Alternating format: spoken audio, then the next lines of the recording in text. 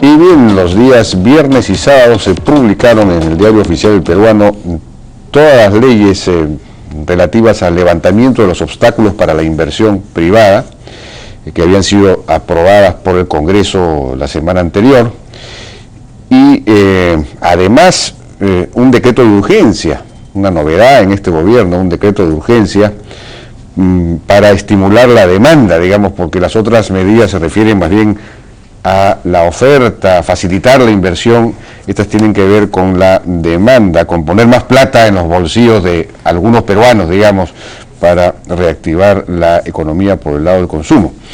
Bueno, estamos con Miguel Castilla, ministro de Economía y Finanzas, para conversar acerca de esto. Miguel, buenas noches, ¿cómo le va? ¿Qué tal, Jaime? ¿Cómo estás? Buenas noches. Bueno, salió todo el paquete, más este plus que estaba inesperado, digamos, este decreto de urgencia, cosa rara, este gobierno que no quería hacer decretos de urgencia, porque no sé si calza exactamente con lo que la Constitución prevé para un decreto de urgencia. No, sí calza. ¿Sí? Hay 4 criterios que el Tribunal Constitucional establece: materia económico-financiera, que sea temporal, que haya una urgencia en términos de la situación económica y que sea imprevisible. Por los últimos datos que han salido, que quisiera empezar por ahí, si me permite, claro. Jaime.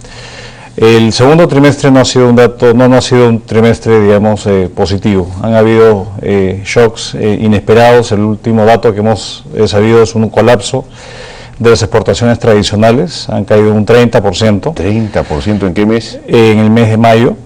Y esto es la caída más grande en los últimos 5 años. Y en el anterior había caído 20% sí, también, ¿no? Entonces se ha ido cayendo, y eso se ha reflejado en el dato que el INEGI ya ha prepublicado. Las cifras salen mañana, las cifras oficiales de crecimiento del mes de mayo, una contracción de 6% del sector minero.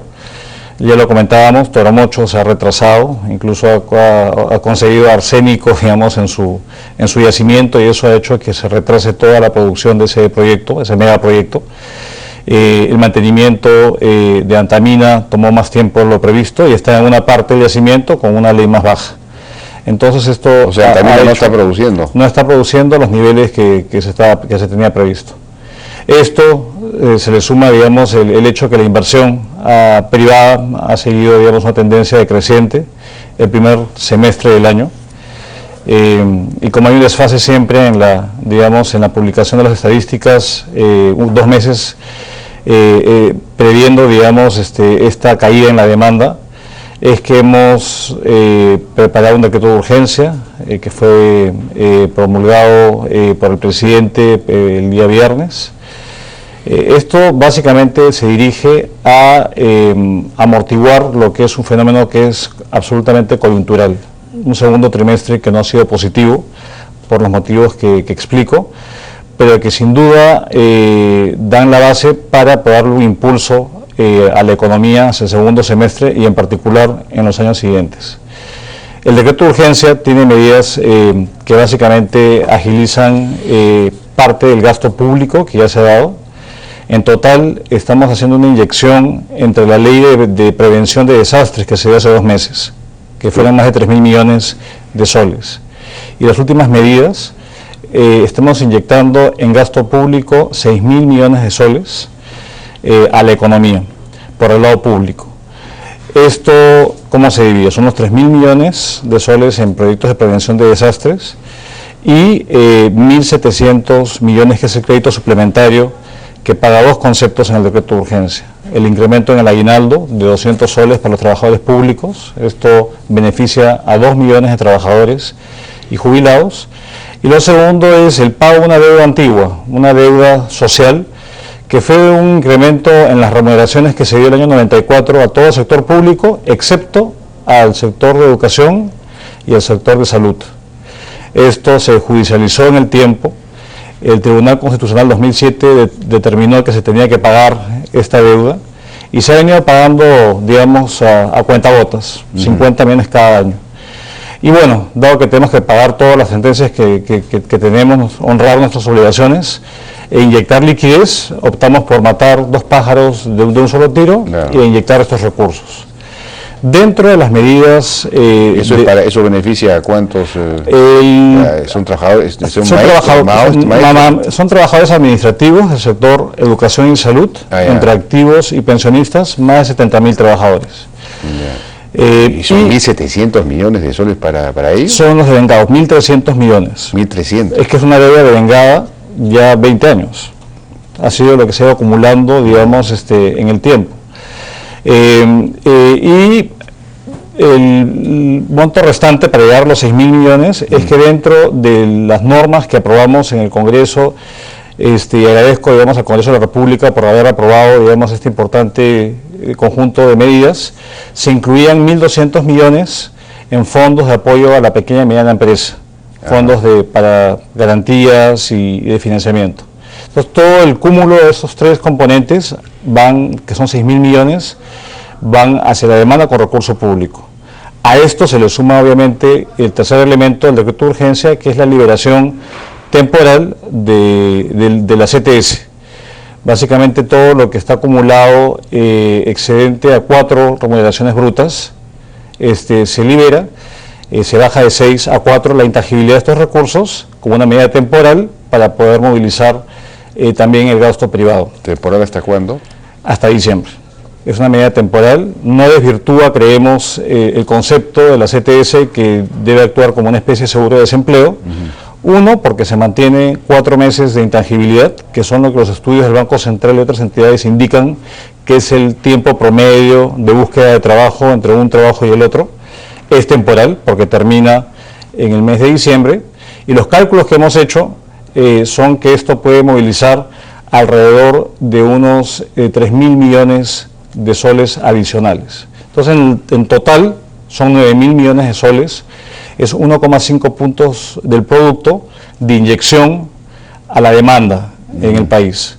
Esto creemos que es importante, medidas de corto plazo, y es absolutamente complementario con las normas mucho más, digamos, amplias y generales que hemos dado, que apuntan a sostener el crecimiento de mediano plazo, que ya les hemos comentado en varias oportunidades, que tiene que ver con reducción de toda la tramitología, reducir costos de transacción para las empresas, y que permita generar empleo en los siguientes años y reengancharnos en un nivel de crecimiento alto y sostenido en el tiempo. Ahora, hablando de la CTS y de la reducción a 4 meses temporalmente de la intangibilidad, etcétera, habría una medida estructural, pero que al mismo tiempo tendría un impacto tremendo en el corto plazo, que sería la de eliminar la indemnización por despido, porque no solo es redundante con la CTS,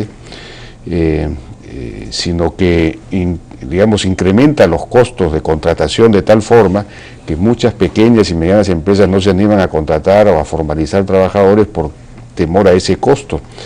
Y si hacemos eso y al mismo tiempo reducimos la aportación de la CTS, porque si son 4 meses, pues se puede reducir la aportación de la CTS a lo necesario para tener una suerte de seguro de desempleo, tendríamos una reducción significativa de los costos de contratar, digamos, los costos no salariales del trabajo, los costos de la formalidad, que desataría la inversión privada en las pequeñas, las medianas empresas. Se lanzarían ahora sí, sin esos, digamos, esas amarras, se lanzarían a invertir, a contratar gente. Eso tendría un efecto inmediato en la demanda, y al mismo tiempo resolveríamos un problema estructural. Sí, yo creo que el tema que indicas es un tema, digamos, que estamos evaluando. Esto es un continuo de cambios, de medidas y reformas que no terminan ni con estas leyes que han sido promulgadas, digamos, por el presidente de la República y publicadas ya en el peruano, sino que también apuntan a que vamos a seguir trabajando un conjunto de medidas de manera continua, porque ahí no acaba. Todavía hay regulaciones que son onerosas, que impiden la formalidad. Lo que queremos es que las empresas tengan la capacidad de poder crecer, que sean de pequeñas se conviertan en medianas. Y obviamente todos los costos que inhiban este crecimiento son factores que tenemos que determinar. Más allá de eso también están los temas que tienen que ver con la oferta educativa, ¿no? que tener las capacidades para poder insertarse adecuadamente en el empleo formal. Pero sin duda los temas laborales se han avanzado con la, digamos, mitigación de algunos aspectos que eran un tanto onerosos de la Ley de Seguridad en el Trabajo. Se ha, digamos, mitigado el impacto fuerte que tenían las multas de la SUNAFIL, a un 35% de las multas por 3 años. Y vamos a seguir viendo medidas en el tema laboral, porque más allá, digamos, del tema de la reactivación, que creemos que esto es un periodo, digamos, absolutamente temporal, tenemos que sentar las bases de un crecimiento basado en empleo de calidad y formal. Claro. Entonces, las medidas que indicas hacen parte, digamos, de la agenda, pero obviamente también se requieren tener consensos para tener esos consensos a nivel político, a nivel social, y estamos trabajando. Yo creo que el primer conjunto de normas es un primer conjunto de normas, y que es un continuo desde que hemos venido trabajando estos temas hace ya más de 2 años. Ahora, una medida como la que estamos señalando, claro, podrían protestar contra ella los potencialmente afectados, que son un grupo minoritario, pero la gran mayoría, los potencialmente beneficiados, lo que pasa es que no tienen conciencia, digamos, de que, digamos, no es claro, no es intuitivo, no es directamente claro que una medida de esa los beneficiaría en el largo, por lo menos ya inmediatamente. Entonces, claro, políticamente, si se explica bien, puede ser políticamente muy interesante. Nada está descartado, Jaime. Yo creo que tenemos la obligación de ver, de adoptar las medidas, como de hecho hemos venido haciéndolo. El presidente Humala nos ha puesto una serie de retos. Él va a hacer importantes anuncios a la República en el mensaje de Fiestas Patrias en un par de semanas. Y la idea es ir progresando hacia promoción de inversiones, generación de empleo de calidad, diversificar el aparato productivo, una clara apuesta por la educación que hemos comentado anteriormente, y otros temas. Y la idea es continuamente seguir trabajando. Y yo quisiera... ¿Cuándo se viene un nuevo paquete? Bueno, vamos a ir, si me permite, a una pausa. ¿Cómo no? Bien, seguimos conversando con el ministro Miguel Castilla. El viernes y sábado se publicaron las leyes que fueron aprobadas en el Congreso para levantar obstáculos para la inversión, además un decreto de urgencia para reactivar la demanda, en fin. ¿Se vendría hay un nuevo paquete de información? Paquete capaz no es la palabra más adecuada, paquete, ¿no? Positivo. Un conjunto de medidas que van a incidir sobre el clima de inversión en el país, mejorar, reducir costos de transacción. Hemos estado trabajando, por ejemplo, algunas iniciativas con el Ministerio de Cultura, donde también, digamos, hay un espacio amplio para poder mejorar, optimizar los procesos. Yo creo que vamos a seguir constantemente haciendo esto. De hecho, en el Ministerio de Economía se crea una unidad orgánica dentro de la institución para poder plantear medidas continuas. Yo creo que esto es importante, también los proyectos de inversión, las asociaciones público-privadas que hemos adjudicado. Ahora la tarea principal que tenemos es cumplir todos los compromisos que el Estado está asumiendo, ¿no? En contratos de largo plazo. Entonces tenemos una unidad especializada en el seguimiento de todos los compromisos que el Estado asume para poder lograr culminar los proyectos a tiempo y en presupuesto. Entonces todo eso hace parte de un esfuerzo importante. La ley de compras del Estado fue también promulgada el viernes pasado, y es una ley muy importante porque va a poder agilizar muchas de las compras sin dejar, digamos, de lado el buen uso de recursos públicos y la transparencia. Un factor importante, digamos, en las compras públicas, el Estado es el principal comprador en el país. Son los procesos de arbitraje cuando hay controversias entre los gobiernos, las entidades públicas y los contratistas. Y finalmente, cuando esto pasa, se llega a un arbitraje y se paralizan las obras. Lo que estamos creando es la figura de una junta de resolución de disputas que acompañe la ejecución contractual. Vale decir, si se advierte una fuente de controversia, se va arreglando en el camino de tal manera de que no se paralice la obra pública. Esto creemos que es importante. Acordémonos que la inversión pública en nuestro país queremos que llegue a un nivel importante por encima de 6 puntos del producto, que sería un récord histórico, pero esto significa mejorar la gestión y tener normas más adecuadas para evitar, digamos, que estos recursos tan importantes, digamos, que son los impuestos de los contribuyentes, no se traduzcan en obras de impacto. Ahora, en este asunto de ir avanzando las obras y que no se detengan, no se ha incluido en la nueva ley de contrataciones del Estado la posibilidad de otorgar, digamos, obras por lo que se llama diseño-construcción, es decir que como se hizo la línea 1 del metro, ¿no? del tren eléctrico, es decir, se otorga a aquel que ha presentado pues un estudio de factibilidad, pero la obra, los estudios definitivos de ingeniería se van haciendo conforme se avanza con la obra, para no detener, para avanzar de una vez, para ir más rápido, ¿no? Eso no se ha conseguido no se ha considerado como posibilidad. Lo que pasa es que el marco legal que rige a las asociaciones público-privadas es distinto a la ley de compras del Estado. Son marcos legales distintos. Y yo creo que hacia adelante, cuando tenemos todavía proyectos importantes por adjudicar en los siguientes años, nuestro objetivo es tener una cartera anual, ojalá de 10.000 millones de dólares, de proyectos que podamos mostrarle al mercado en una proyección, digamos, de mediano plazo, para ir cerrando la brecha que tenemos tan grande.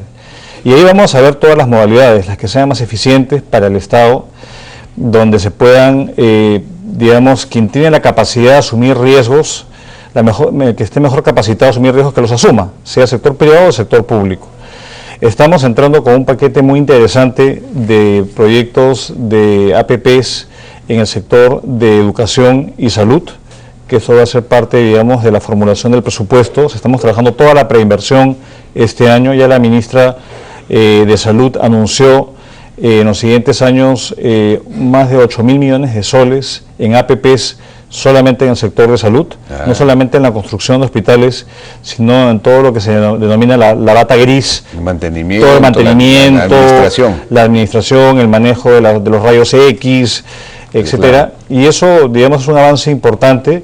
Creemos que es importante también ver formas de introducir obras por impuestos de manera más masiva, digamos, porque es un mecanismo muy, digamos, muy rápido, de tener obras, digamos, de calidad e impacto de manera más rápida, fondos concursables.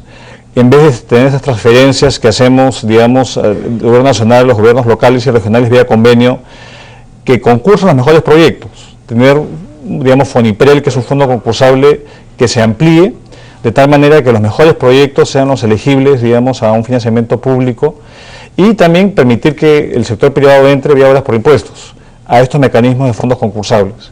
Entonces creemos que de esta forma vamos a poder agilizar la inversión pública en el país, cerrar las brechas.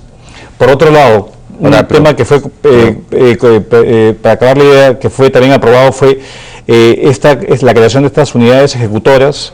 Cuando los gobiernos regionales o locales entran en problemas y Contraloría pide que se congelen sus cuentas, ya hemos creado la figura de una unidad ejecutora que le dé continuidad a las obras. Y eso es parte también de las medidas que han sido promulgadas recientemente. Bueno, respecto de las obras que se entregan en APPs, las concesiones y todo lo demás, que usted dice que ojalá que pudiéramos tener un programa de 10.000 millones de dólares al año. Sí. Gonzalo Prialé ha dicho el otro día que se necesitaría en realidad 14.000 millones de dólares al año si queremos tener un ritmo de inversión equivalente al 6 o 7% del PBI, en fin, no recuerdo exactamente. 6% del PBI. Pero otra cosa que se está diciendo es que se han entregado efectivamente, en este gobierno viene entregando como 18.000 millones de dólares de obras en APPs. A la fecha, sí. A la fecha. Pero no comienzan, se demoran, algunas de ellas se están demorando mucho tiempo, incluso hay algunas del gobierno anterior que todavía no comienzan. Y esto se debe pues a los problemas que ya sabemos, los permisos, las dificultades, etcétera, la tramitología, la tramitomanía, la tramitopatía, no sé cómo llamarlo. Entonces, lo que están ellos proponiendo es que se pueda comenzar con un permiso temporal contra una fianza para el caso de que no se cumpla, o montar una especie pues de ventanilla única, que el Estado se encargue de avanzar las cosas. Incluso la OCITRAN, la jefa de OCITRAN, la presidenta de OCITRAN ha digamos, sugerido que Proinversión debería tener una unidad de expropiaciones para que vaya avanzando antes de que se entreguen en fin, la obra, ¿no? Yo creo que todas estas ideas son positivas. Hemos hablado con la gente de AFIN. Obviamente cuando uno se refiere a los permisos municipales es más complejo. Bueno, Otra ley que ha sido promulgada el fin de semana ha sido esta famosa ley de antenas, donde finalmente se pueden dar permisos, digamos, de manera automática para la instalación de antenas. Ese es un avance. Y así vamos a ir avanzando, Jaime. Yo creo que sería ideal lo que plantea, digamos, Gonzalo Prealé, pero eso hay que aterrizarlo, digamos, con las autonomías municipales que siempre hay, y a veces hay que modificar leyes orgánicas que demandan un voto calificado, que son las leyes de bases de la descentralización y de los gobiernos locales.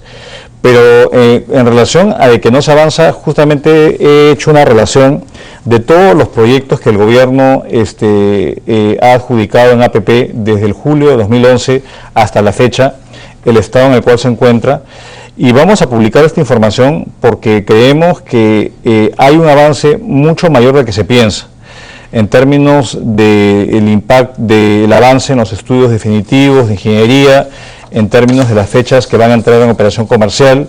Me refiero a las líneas de transmisión, a las autopistas que se han dado, a las energías, a las plantas hidroeléctricas, las bandas de telecomunicaciones, la red dorsal de fibra óptica. Hay avances.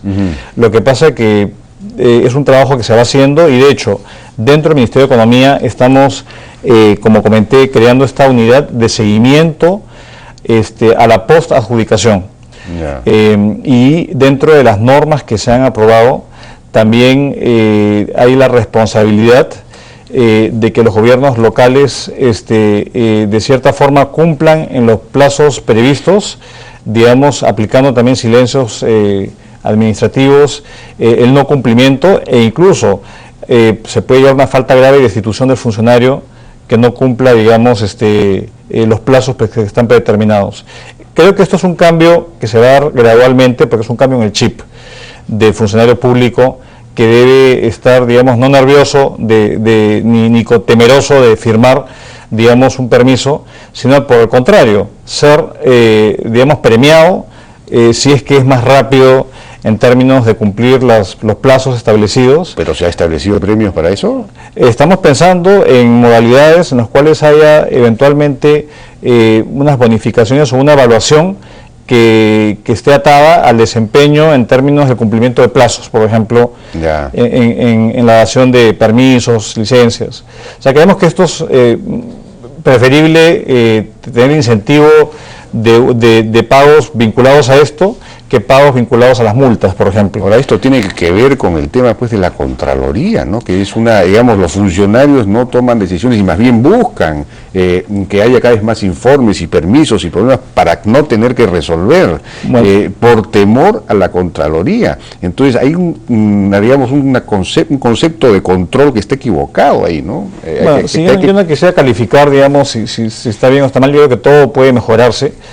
Pero ciertamente en la ley de compras es una gestión por resultados. Entonces lo que hay que ver es el resultado que se obtiene y no el formalismo del procedimiento, que muchas veces las oficinas de control se fijan en eso y no efectivamente si se logró, digamos, un producto, un servicio de calidad. ¿En la ley de compras se ha establecido eso? Se ha establecido la capacidad de darle un mayor realce a las decisiones discrecionales que tiene que hacer el funcionario público.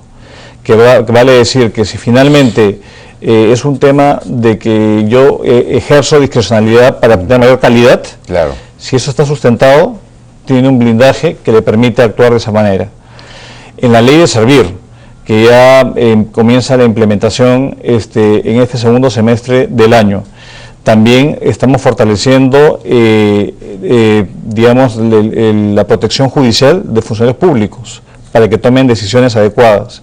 Pero ciertamente para poder avanzar en esta, digamos, modernización del Estado, se requiere que todos estemos alineados. El control interno es fundamental y hemos tenido conversaciones con el Contralor y con distintas instancias de la Contraloría para poder acompañar este proceso dirigido a los resultados, más que a los procedimientos y al formalismo. Eso sería extraordinario, pero fíjese, pues, este caso que es insólito, hay muchos así, ¿no? Pero los funcionarios de la línea 1, los gerentes de la línea 1 del metro, del tren eléctrico, que recibieron la orden del gobierno anterior, de hacerle un upgrade, mejorar la capacidad de resistencia del tren eléctrico ante la eventualidad de un terremoto de 8.5 grados, porque estaba preparado para un terremoto de 7. Entonces eso costó un 30% más, pues, y otras cosas más. En fin, se subió, hubo unos adicionales por 30%. La Contraloría los ha denunciado a todos por haber adoptado esa decisión, por haber aplicado una orden en buena cuenta, una comunicación, una cosa además absolutamente lógica. Se va a venir en algún momento un terremoto de esa magnitud y era lógico pues que estuviese preparado. Bueno, justamente en el marco de la ley de compras, que es distinto al marco de las concesiones, es ese tipo de elementos, ese caso aplicaría perfectamente bien. Si es que hay una decisión que toma un funcionario público que tiene el sentido, digamos, el sentido común de que es una decisión que va en beneficio del Estado y que eso tiene el debido sustento, no se puede cuestionar. Claro. Y eso lo hemos elevado a ley, en la ley de compras. Ah, qué bien. Bueno, vamos a ir a una última pausa y regresamos. Gracias. Seguimos conversando entonces con el ministro de Economía sobre todo este conjunto de normas que ya salió publicado los días viernes y sábado en el peruano. También ha salido lo relativo a las modificaciones tributarias. Está el tema de esta suerte de desagio, ¿no? Y no sé, ahí sigue habiendo críticas en el sentido de que esto es una mala señal, no se sabe bien, se piensa que esto podría estar favoreciendo a algunas grandes empresas. ¿Qué respuestas hay a eso? Yo creo que esto fue parte de la discusión en el Congreso, incluso se quería saber la identidad, digamos, de las principales empresas. Acá hay reserva tributaria, y acá creo que el concepto no va al deudor, sino a la deuda. Un deudor puede tener, pues, o un contribuyente puede tener múltiples casos que estén en controversia, y justamente para evitar estas suspicacias, digamos, que pudieran existir en el debate público, es que para poder acogerse a este beneficio que es de acá, digamos, hasta diciembre, se tiene que desistir de cualquier proceso de impugnación, bien sea en sede administrativa o en el Poder Judicial, para poder entrar. El cálculo que nosotros hicimos, digamos, de los grandes contribuyentes que tenían este problema, de cierta forma les liberaba un 15% del stock de deuda. Yeah. Entonces a un gran contribuyente que se le dice tienes que desistirte por el 100%, pero te libero el 15%, no tiene mucho sentido, digamos, que se acoja a ello, hará su costo-beneficio y va a variar de contribuyente a contribuyente. Pero para los más de 150.000 pequeños y medianos, los que existan, porque han pasado muchos años, y personas naturales, esto efectivamente les va a poder limpiar sus libros, y va a poder también hacer que la SUNAT y el Tribunal Fiscal se focalicen su atención, digamos, no en tratar de recuperar deudas incobrables, sino efectivamente en brindar un mejor servicio, no solamente recaudando, sino facilitando el pago de impuestos y la resolución más rápida de las controversias. Creo que todos estos cambios, Jaime, son positivos porque están pensados en cómo mejorar la vida no solamente a las empresas que generen empleo, sino a los ciudadanos, a los contribuyentes que muchas veces se sienten, digamos, asfixiados por regulaciones que pueden ser muy fuertes, muy complicadas de cumplir. Y acá lo que queremos es demostrar, digamos, a la población que el gobierno está trabajando arduamente.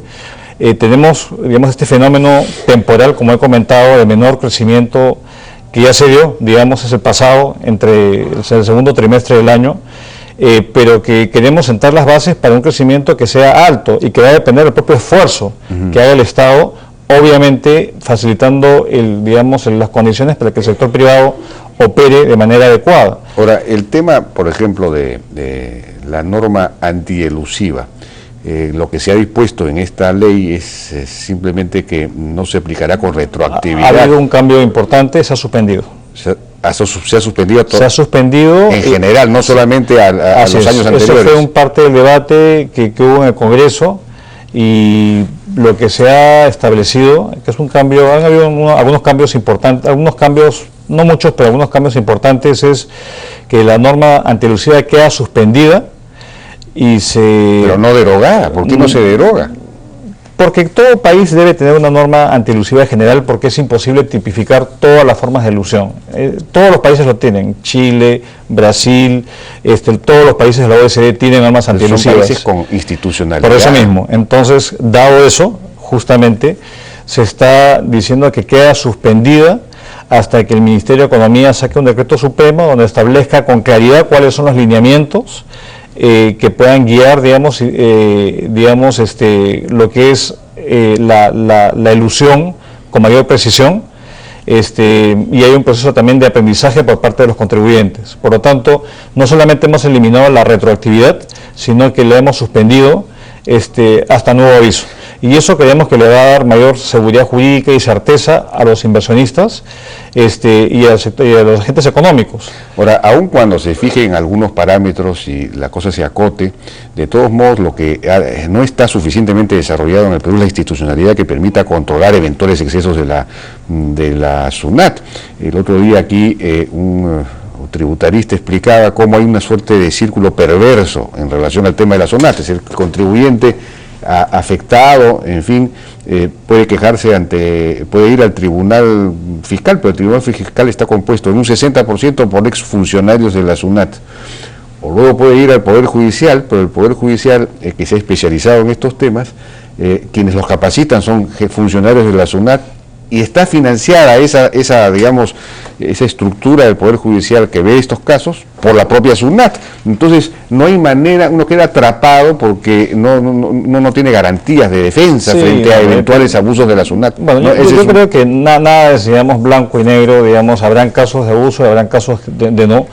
Acá en los temas tributarios, Jaime, hay un grado de especialización importante. Entonces no es que abunden los especialistas en temas tributarios, y usualmente la SUNAT es una cantera de formación de los tributaristas en el país. Y lo que estamos haciendo nosotros en el Ministerio de Economía es que estamos también fortaleciendo las oficinas de defensa del contribuyente. Tenemos una sede acá en Lima, estamos ampliándola, para poder canalizar, digamos, estas inquietudes que puedan haber. Y la SUNAT yo creo que no hay que demonizarla, está haciendo su trabajo, se está adecuando, digamos, a los tiempos. Ya no estamos en los tiempos donde habían escaseces, tenemos recursos, hay que ampliar la base tributaria, hay que simplificar el pago de impuestos. Esto va a redituar en la competitividad del país, a hacerlo más atractivo a la inversión. Entonces yo creo que estamos evolucionando, pero sin duda un desafío central es mejorar la calidad de las instituciones como un todo. Pero estamos dando pasos, creo, decididos en lograr menor discrecionalidad, mayor predictibilidad, que afecte las decisiones de los agentes que finalmente invierten, emplean acá o se van a otro lado. O simplemente deciden no hacerlo por falta de condiciones adecuadas. Estamos avanzando ante ello, y es importante, digamos, transmitir eso a la población. No estamos ajenos a las quejas, escuchamos, y es un cambio de actitud que estamos queriendo imprimir a la administración pública, estamos llanos a escuchar y a enmendar lo que tenga que enmendarse y a trabajar para que nuestro país siga creciendo. Este asunto, por ejemplo, de que los funcionarios de la SUNAT reciben bonificaciones en función de las acotaciones que hacen, entonces claro, es igual que el asunto de las multas que ha sido suprimido finalmente. Pero eso ha cambiado, digamos, en términos de incluir, obviamente la SUNAT siempre va a recaudar, es su función. Claro, pero no solamente eso, tiene que ampliar la base tributaria, tiene que reducir el número de quejas, y se ha cambiado la ponderación para justamente tener un pago variable basado también en estos conceptos que creemos que lo hace mucho más, digamos, razonable y balanceado. Entonces acá la idea es ver cómo podemos mejorar la calidad de vida de los ciudadanos, y parte de su calidad de vida es cómo interactúan con el Estado y cuán onerosas o complicado es el cumplimiento de las normas laborales, tributarias, de trámites en general, y creemos que estamos avanzando en buena dirección. Obviamente insuficiente, tenemos que hacer mucho más. ¿Cuándo vamos a reducir el IGB? El IGB. Eso ya es una pregunta mayor, pero digamos, el IGB es muy alto pues para un país que todavía está donde hay tanta informalidad, ¿no? Yo creo que tenemos como gran tarea pensar cuáles son las medidas más efectivas. Hay quienes sostienen que eso puede ayudar a fomentar la formalidad, hay otros que dicen que eso no, si es que no es un plan, digamos, de mediano plazo, de ir reduciéndolo poco a poco. Yo creo que son temas que hay que estudiar bien, porque también los ingresos permanentes que tenemos financian gastos permanentes. Entonces no podemos tampoco poner en juicio la prudencia fiscal que ha hecho que Moody's nos haya hecho pues una mejora en la calificación pero crediticia. La ley de la FER, pues de repente bajando hay más recaudación. Eso pasó la última vez que se bajó 19-18%, aumentó la recaudación del IGB. Estábamos en plena bonanza en ese momento, yo estaba en el gobierno. Entonces yo creo que hay que avanzar y un mensaje que quisiera transmitir, si me permite, Jaime, a los televidentes es... Vamos a ir a una nueva pausa, me están diciendo. Ok. Bueno, esto de las unidades ejecutoras que se ha creado para poder ya no solamente congelar las cuentas, sino que el Ministerio de Economía pueda intervenir para administrar temporalmente, esa es la idea, ¿no? No, a ver, hoy en día, ¿qué cosa dice la legislación? Por pedido de Contraloría, por pedido del Ministerio de Justicia o del Ministerio del Interior, se puede como medida excepcional solicitar el congelamiento de las cuentas de entidades donde se sospeche que hay mal uso de los recursos públicos o hay, digamos, eventos que atenten contra el orden interno. Así está establecida la norma. Y se va prorrogando mes a mes. De hecho, hay gobiernos regionales que se han congelado y que ya se han descongelado y hay otros que están entrando. Pero la idea es que una investigación puede tomar mucho tiempo, puede tomar 3, 6 meses, mucho tiempo. Entonces, esto no puede perjudicar la prestación de servicios públicos. O sea, la población no se puede ver afectada por ello. Y no solamente la población, sino hay servicios básicos que quedan congelados, no se pueden pagar los seguros. Hay un incendio, por ejemplo, en un edificio, en una sede central, no pagas el seguro, te quedas sin seguro y hay daños ahí y digamos, contingencias muy grandes. Entonces lo que se opta, digamos, en esta ley es en casos donde después de un mes de congelamiento de las cuentas haya una prórroga, se faculte la creación de una unidad ejecutora, que no necesariamente debe depender del Ministerio de Economía, sino del Ejecutivo, que se asegure la continuidad en el manejo de los recursos para que los proyectos no queden paralizados. De acuerdo. Y los servicios básicos que presta la entidad intervenida no se vean interrumpidos. Entonces, mientras tanto, continúa en cuerda paralela, cuerda separada, el proceso de investigación o lo que fuese. Yo creo que esto es importante porque también ha habido un impacto, digamos, no deseado en el ritmo de inversiones públicas en el país. Tantos casos, digamos, que se han destapado, ha hecho que haya cierta parálisis y cierto temor también de los funcionarios públicos a firmar, porque no sabían, digamos, qué iba a pasar, y por otro lado, contratistas que no tenían, digamos, licencias, digamos, fianzas bancarias para poder presentarse a concursos, ante el temor o la incertidumbre de que fuese el siguiente gobierno local o regional en caer en una condición, una causal, digamos, de congelamiento. Entonces acá la idea es que haya continuidad. Esta unidad ejecutora, déjame precisártelo, no es que va a tomar las funciones de autoridades electas, eso no es el caso, es simplemente no va a decidir nada, lo que va a hacer es asegurarse que lo que ya estaba previsto se ejecute, los contratos que ya estaban previstos licitarse, se liciten, de tal manera de que haya continuidad en la operatividad, digamos, de la inversión pública y de los servicios básicos que se prestan. Esto es muy distinto a una unidad que viene y toma decisiones de manera, digamos, autónoma. De eso no se trata, es darle continuidad a los servicios, que creemos que es importante y es fundamental, porque finalmente el ciudadano no sabe distinguir quién intervino, ve que la obra queda a la mitad, o ve que no puede recibir un servicio por parte del gobierno regional o local. Entonces la idea es pensar siempre finalmente en el ciudadano, no tiene por qué pagar, digamos, las consecuencias del mal comportamiento de sus autoridades, ¿no? De acuerdo, ahora esta es una medida de emergencia, pero me imagino que están preparando reformas que tengan que ver con la reforma del mismo proceso de descentralización, de las relaciones entre el Ejecutivo y los gobiernos regionales y locales, porque en muchos países donde también hay estos sistemas, el Ejecutivo, el gobierno central, el Estado, tiene mucho más mecanismos de control, de sanción incluso, y de intervención, cuando un gobierno regional o local, una autoridad subnacional, digamos, no cumple o no ejecuta una política nacional o una disposición gubernamental, ¿no?, que tendría que cumplir, por ejemplo, el caso Conga, o el director regional de la Dirección Regional de Educación no cumple pues con aplicar la ley magisterial, por decirlo, se revela. Entonces, es una ley que no se está aplicando, hay una rebeldía, y entonces el gobierno central debería tener la capacidad de intervenir. Esas cosas habría que trabajarlas, ¿no? Sí, es interesante porque justamente esa discusión surgió en la Comisión de Presupuesto y Constitución cuando debatimos el dictamen de esta ley de las unidades ejecutoras. Y se hablaba, por ejemplo, que en el caso de España, por ejemplo, claro, la Constitución española establece estos, digamos, causales para poder intervenir y tomar, digamos, el control, digamos, cuando hayan estos incumplimientos, claro, a las políticas nacionales y tal. Pero en nuestro país no es así. Tendríamos que modificar la Constitución. Pero ciertamente lo que debemos ir evaluando es ver, reevaluar. No, es que la Constitución habla del Estado unitario.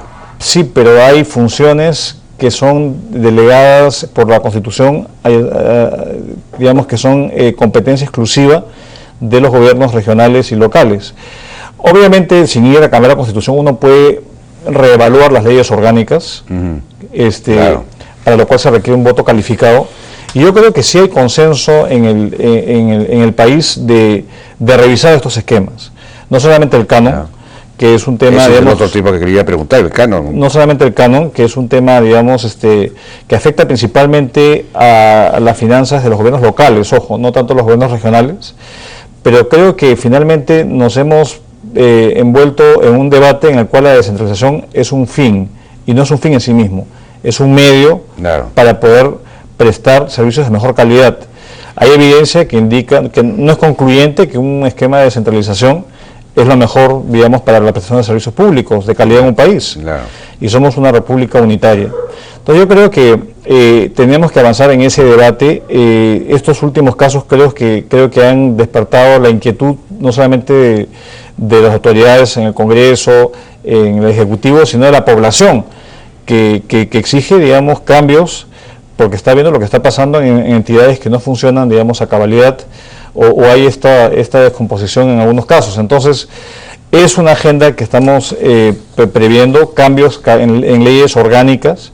De esto se habló en la comisión cuando se dictaminó este proyecto que ha sido ya promulgado por el presidente, y la idea es avanzar y sin temor a tomar decisiones importantes. Claro, así es. Esto sería una reforma de fondo, claro, que se requiere hacer, y estoy seguro que vamos a trabajar, digamos, con ideas. Yo ya tengo un proyecto listo hace mucho tiempo de redistribución del canon, pero obviamente dentro de una misma región, pero justamente presentarlo cuando están cayendo los recursos de canon por la caída en los precios es un tanto complicado, ¿no? Y hemos visto que hay mucha reticencia de ciertos gobiernos locales de ceder un poco, digamos, de su canon a distritos vecinos que no reciben nada, ¿no? Pero yo creo que hay que cambiar esa actitud, ser más solidarios y tener un esquema que funcione mejor de lo que está funcionando nuestro actual esquema, digamos, de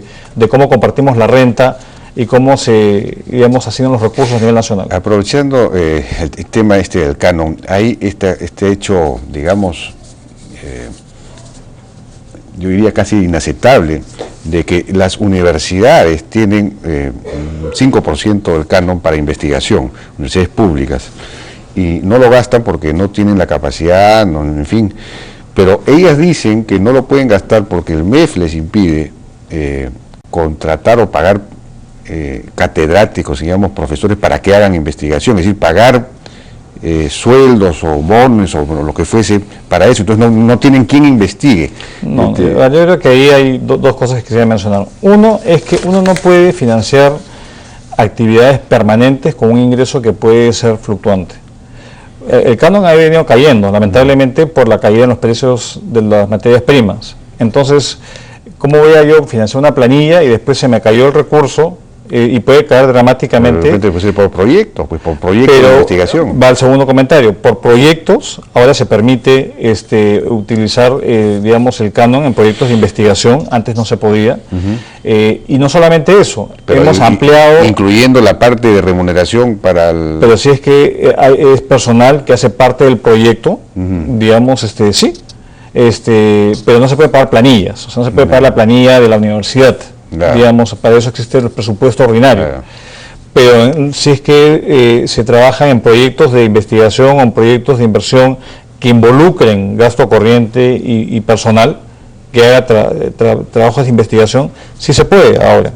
Uno. Y dos, es que hemos ampliado la ley de APPs para justamente también poder brindar la oportunidad que las universidades utilicen el esquema de asociaciones público-privadas para poder también dinamizar estos más de 600 millones de dólares que tienen emposados en sus cuentas, para poder también invitar al sector privado a que los ayude a hacer mejores trabajos de investigación y proyectos que reditúen en mejoras en sus regiones.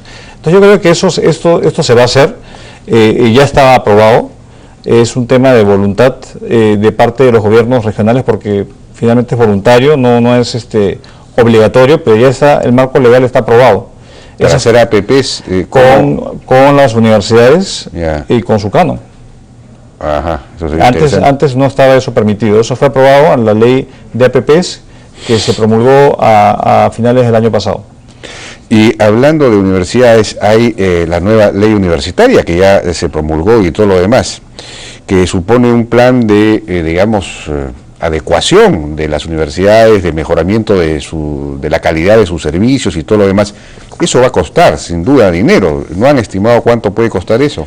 Yo creo que se va a avanzar progresivamente, y dentro de las discusiones que hemos tenido con el ministro de Educación, la apuesta por la educación en el presupuesto 2015 es una apuesta importante, como he comentado y lo ha comentado él, y el presidente va a dar detalles más adelante. ¿En cuánto se va a incrementar de total? Yo eso lo dejo para el anuncio a quien le corresponda en su debido momento, pero sí hay un esfuerzo importante, y lo hemos comentado en este mismo programa hace unos meses. Creemos que esa es la apuesta central, la educación de calidad, que involucra no solamente recursos, sino gestión y otros mecanismos, infraestructura, participación privada, que creemos que es fundamental que se dé.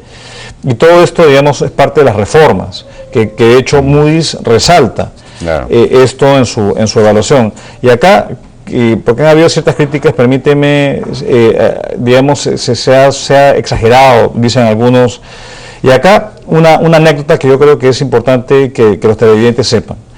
Cuando el analista de Moody's presenta al comité su propuesta de cambio de la nota al Perú, propone que sea la elevación de un escalón nada más, e igualarlo a las otras agencias, a Fitch y Standard & Poor's. Y es el propio comité evaluador que evalúa a todos los países del mundo, que dicen no, por las reformas que el Perú está haciendo, por su capacidad de poder acelerar su crecimiento económico y la fortaleza macroeconómica que tiene, tanto fiscal como monetaria, amerita dos escalones. No fue ni siquiera propuesta del analista que hizo el informe, fue propuesta del comité. ¿Cuál es el punto? Es que las reformas que se están haciendo en educación, en infraestructura, en salud, en ordenar el servicio público, van a dar, digamos, un sostenimiento al crecimiento a largo plazo. Pasar esta fase de menor crecimiento, un segundo trimestre que no es bueno, va a ser la antesala a un crecimiento mayor. El año entrante tenemos un crecimiento mayor sin duda, pero acá yo quisiera comentar el mensaje que yo quería dar. Antes del mensaje, ministro, rápidamente. Antes del mensaje, rápidamente, total, ¿se va o no se va a financiar el pase de 35.000 policías a dedicación exclusiva? Que es algo que estaba en discusión con el Ministerio del Interior, que fue anunciado por Albán en algún momento, pero que ha quedado sujeto a que el Interior demuestre, creo que lo puede hacer bien. Sí, acá la idea es que no existe la panacea, digamos, poner que el 24x24 es la panacea, digamos, a los problemas de seguridad ciudadana. Bueno, digamos, es una condición necesaria. Pero yo creo que hace bien el ministro Urresti en ver las condiciones, digamos, porque hay personal que ya trabaja a tiempo completo, entonces había un pago diferenciado entre unos y otros. Cuando hemos hecho la reforma, las remuneraciones de la Fuerza Armada y la Policía se han equiparado, entonces ahora habría, digamos, una diferencia. Y lo importante es que si efectivamente se dan estos recursos, que ya se han venido conversando con el interior, tenemos que asegurarnos que esto funcione, que efectivamente los efectivos... ¿Y eso no le han asegurado todavía? ¿No está convencido? No es que yo esté convencido, es que ellos mismos tienen que estar convencidos, porque ellos tienen que dar cuentas, finalmente, a la población de lo que están haciendo. Y yo ahí vamos dentro de los ejes principales está la seguridad ciudadana, evidentemente, y no vamos a escatimar esfuerzos por acompañarlos en lo que sea que tengan que hacer. Entonces,